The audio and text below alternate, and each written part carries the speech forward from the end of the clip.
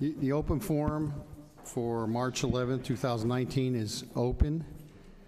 We're going to call you up by name. Please limit it to 3 minutes. And with that, the first person will be... You know, there's 3 people. We'll make it 5 minutes. Okay. Janice Coupy, please come forward, Janice, and state your name and where you live.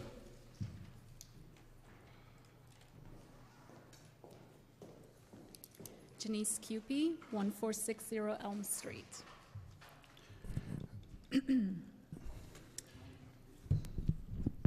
Just hold it. Is this better? Okay. I have a letter that I want to read to the council, if you don't mind. In the years I've been a Stratford resident, there has been constant complaints regarding trash and litter around town. Many of us have tried to help mitigate the situation by taking it up on ourselves to clean up specific areas or join committees and commissions to help with the cause. As you all know, in order to achieve and maintain a clean community, it requires cooperation and ongoing participation from almost everyone. I am here tonight with some friends to propose a community initiative called Team Up for a Cleanup with Your Council Rep. It's not an original thing. I copied that from somewhere. Each council member is asked to commit 2 hours of their time, one Saturday morning, possibly in April, May, when they would team up with residents from their respective district to clean up a desired area. The cleanup would consist of removing debris, litter, and plastic waste. This idea was presented to the Blight Enforcement Office, which they gave us the green light. We believe this event is a great way for the council to lead by example and inspire the community to act accordingly. During this one-day event, residents get to meet and spend time with their council representative while helping to improve the community and protecting the environment. I have some proposed dates, but I know we have an annual green sweep that some of you mentioned in April as well, which might conflict. So we have an alternative date that we were proposing May 25th, which is the weekend before Memorial Day weekend. Cleanup supplies would be donated, but we encourage everyone to bring any supplies they already have, as that would be more efficient and sustainable. Snacks and water would also be supplied. And this is also a great opportunity for students who need volunteer hours to come out and earn some volunteer hours. Thank you. Thank you. The next speaker is Missy and Tezo. Missy, please come forward and state your name and where you live.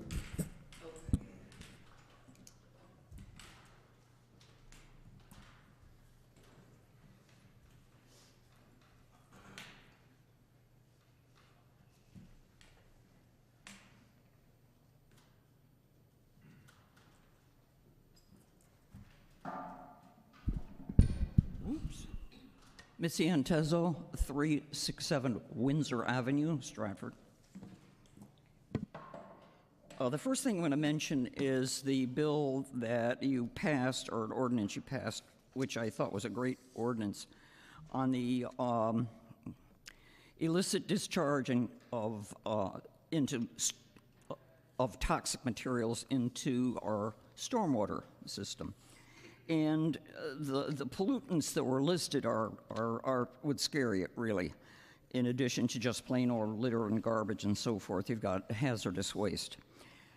Okay, so here's the thing. If you pass a law and you can't enforce it, it's really no good. And in February, the Post published a report on DEEP. I got to back up a minute. I asked somebody who was going to do the enforcing of this, who was going to do the testing of the stormwater to make sure that there were no poisonous and toxic materials in it. So they told me it was going to be DEEP. Okay, fast forward to February, and a headline in the Post said, number of environmental inspections drop as state spending on deep falls.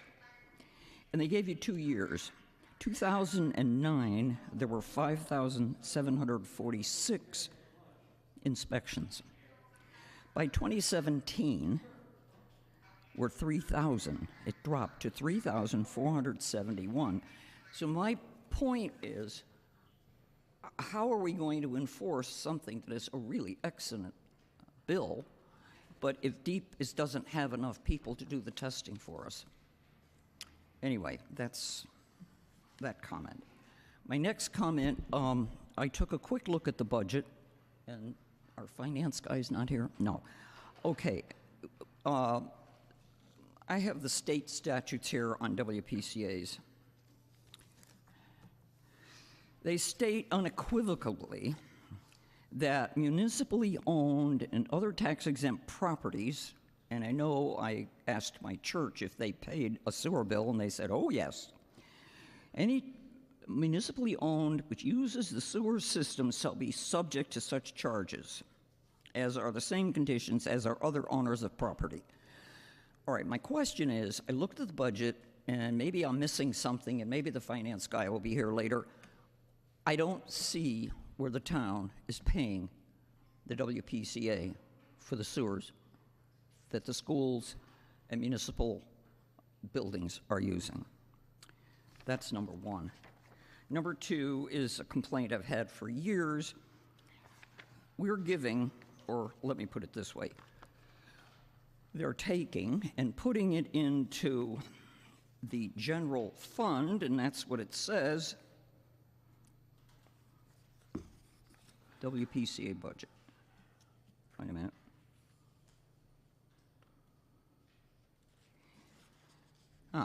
In the WPCA budget, it says as transfer. I believe in the other budget as income, it's listed as transfer to general fund. But anyway, it's close to $1 million. $900,000 is a lot of money that comes out of our sewer fund payments every year. And that is something that is fairly new since Mayor Harkin's time. So I think that should be looked into. Thank you. Thank you, Mitzi. Next speaker is Kevin Moore. Kevin, please come forward and state your name and where you live.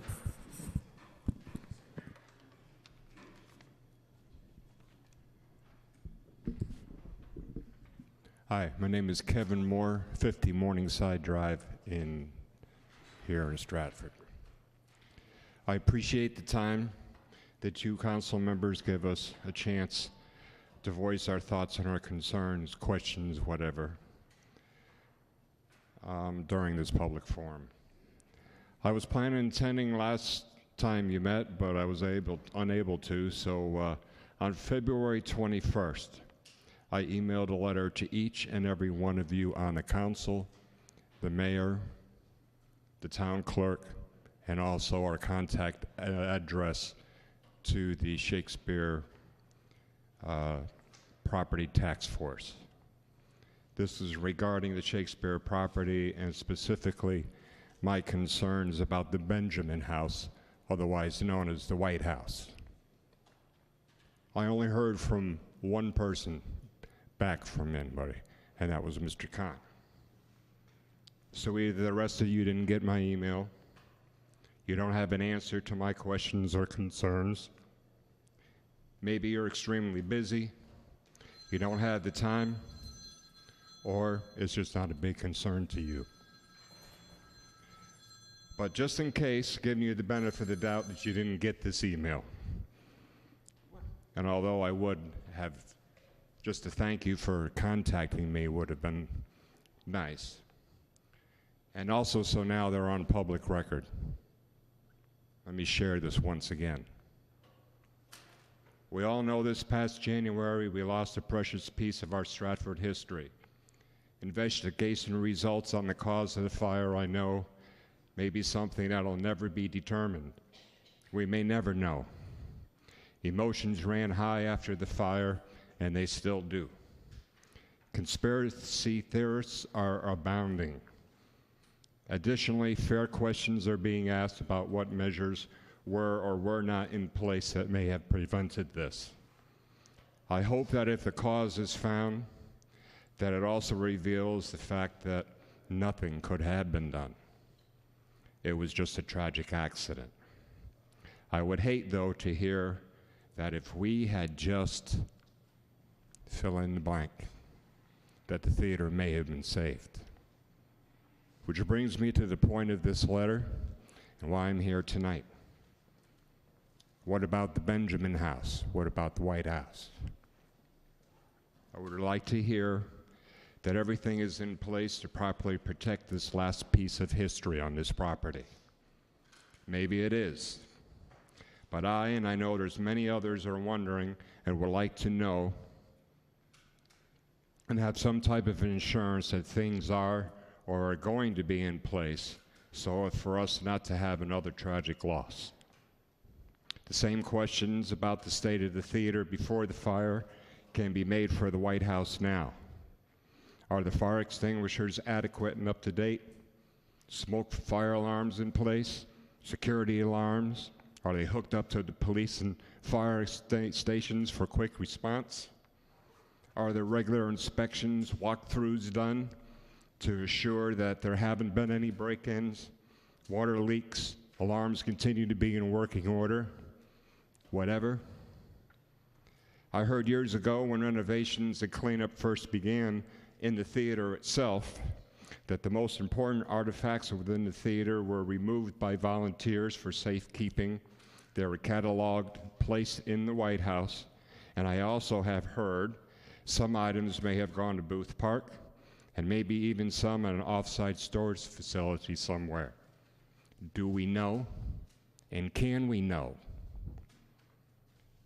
I heard whatever, wherever these items may be, these items are now all that we have left of the theater. I was fortunate enough to have gone on a couple of the walkthroughs of the theater just 1 year ago and almost to the same day that the theater burned. Shortly before the stabilizing began, and also one more time that we were able to walk through and see the progress that was being done. I kind of know a little bit more than some people know of what we had gathered in the center that we were going to use as a possible future museum. I also know the things that were tossed out.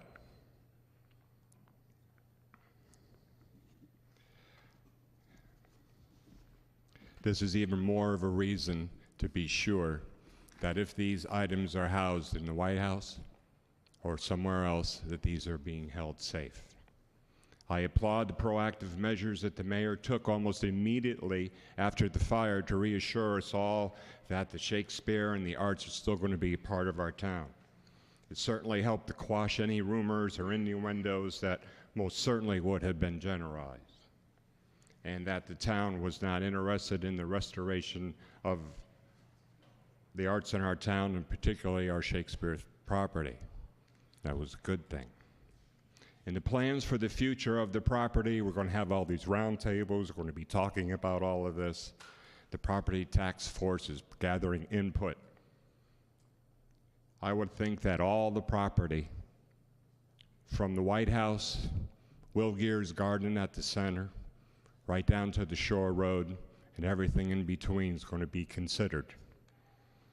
I'd like to know what we have to be able to do all of this. Okay, Kevin, start winding up, okay? I would like to hear and be reassured with the same proactive fervor that we demonstrated after the fire that these measures have been or are put into place to gather and protect what we still have. Please let us not have history repeat itself. Thank you. Thank you. Next speaker is Mr. Walter P. Rimkunis. Mr. Rimkunis, come forward, please, and identify yourself and where you live.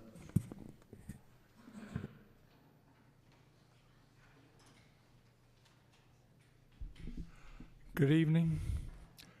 Name's Walter P. Rimkunis, I think. They still tell me. I still reside at 425 2nd Avenue. Been there many, many years before you people were born. Last time before I came, the first time I came after my long absence, I asked several questions. And a lot of people say, oh, we're going to get back to you. And I never got an answer from anybody. But I'm going to ask a couple questions again. I know you don't answer it, but here's a question next scene. We don't have Star. I have no way of knowing what the heck is going on in this town now. What the boys in the back room want to be done. First of all, since I retired, we've been trying to get rid of AFCO, Textron property. What is the update on that? What's the holdup of it being taken care of? It's a long time since it's been. I know there was a holdup because of various council people appointed were making delays. Then the Army took it over, and we still haven't got a result. No update from the mayoral system. So I don't know what's going on. Number two, I see in the paper, Bridgeport, my favorite airport, is talking about going on and starting to do some big things over at the airport again. Who's watching the dogs? What's going to happen next over there? We haven't heard anything. They want to get back on, get an airline back in there, and some building. If they do get a building over there, or a terminal, they're going to have to build a new terminal to knock the old one down. It's going to have to come before you people. I hope you fix it so that we can get some taxes from it. None of this pilot stuff paid in lieu of taxes. Get taxes from it. And the gentleman just brought something to mind here. Shakespeare Theater. I see we almost got it all cleaned up fairly well. You know, it seemed funny that I was one of the ones that used to go spend, my wife and I, spend our Saturday mornings there, help cleaning up, working in the lobby. I helped a little bit backstage too with Matt and Ed Goodwin's group. We all worked together and we did a fairly good job on the lobby. And we were picked out a group to come in to do the final cleaning, and this seems to be very odd, that we also was supposed to have secured the building so nobody can get in. It seemed funny. Here we pay money to go down and secure the building, somebody gets in and torches it. I don't know what the fire department come up. I don't know how the heck they can get anything out of it. It was just a big mass of nothing. But when we haven't heard anything from them, I want to say that there's be another theater there. Maybe not as big as the one we had, but I think we should have a theater or an amphitheater over there so that the people can enjoy it. Because if you knew, all the week, every year we used to have Shakespeare on the lawns over there in front of the building, open up the lobby, and the people would come. There was a big crowd there. We can still have it. People are interested. Not real estate agents and lawyers and so on and so forth, but regular people who appreciate the arts on that. I want to see it taken care of good. My wife and I, as I said, we spent a heck of a lot of time over there. I helped replace doors. I put all the ceiling tile back up in there in the lobby and other things. And I enjoyed it.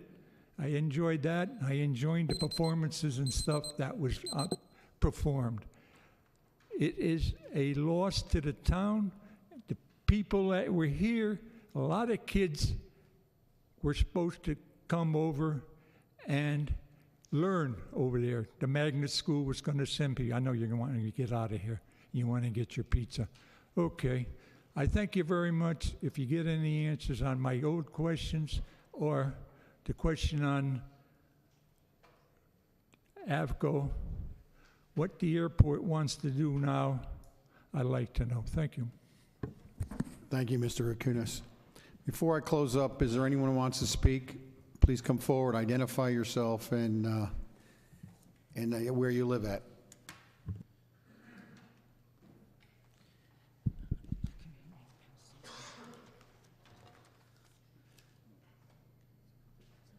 Good evening. I'm Gerald Gray of 29 Shoreline Drive, Stratford, Connecticut.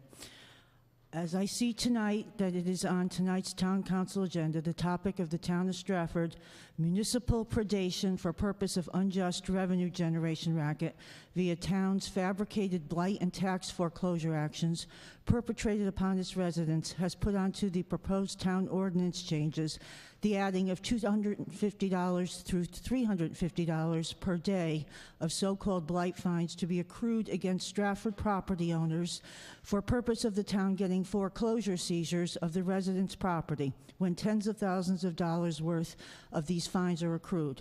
I will just review to the Town Council excerpts from a Town Council public forum presentation I made over a year ago going to this same topic. I point out that the town already has been creating municipal foreclosure liens based upon huge daily compounded blight fines of $250 per day and has put elderly and disabled residents into municipal foreclosure court so as to seize their homes per the thousands of dollars worth, sometimes tens of thousands of dollars worth of these fabricated blight fines as levied upon each of these prey victims of the town of Stratford, municipal predation for purpose of unjust revenue generation racket. And I will go to my February 13th, 2018 Town Council presentation. Stratford residents are now paying annual salary for now full-time blight officer Fredette. And furthermore, as Stratford Star February 1st, 2018 informed us, Fredette assumes zoning chairmanship. Richard Fredette has been elected the new chairman of the Zoning Commission. Over a year ago, I submitted to the Star a letter to the editor which was not published. It began as follows. Town Council just voted to increase pay to part-time blight officer Fredette by $21,000 for the remainder of this year, this becoming a total salary of $54,000. Mayor's proposed 2017 town budget increases the Stratford Redevelopment Agency payment to go from $40,000 to $75,000. What are they doing to Stratford residents? Revenue generation via municipal predation in the form of asset forfeiture through governmental property seizure is the rapacious, reprehensible, unconscionable, constitutionally unlawful predation which is being perpetrated by self-serving municipalities, politicos, and political servants by Connecticut municipalities, and most aggressively by Municipal Corporation of Town of Stratford.